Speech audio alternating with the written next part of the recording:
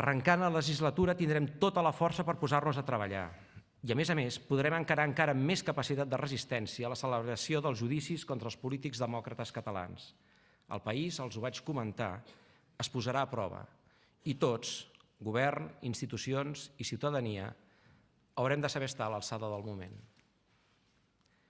Encaro aquesta segona sessió del debat d'investidura reivindicant la nació plena i demanant la seva confiança. Una nació lliure, justa, pròspera, que garanteix el benestar al conjunt de tots els ciutadans que la componen.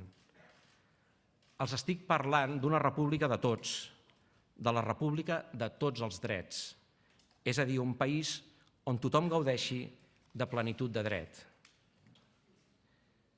Amb la república ningú no ha de renunciar a res. Tindrem un país millor per a tothom, voti el que voti, pensi el que pensi. Amb la república tothom hi guanyarà drets i ningú no en perdrà.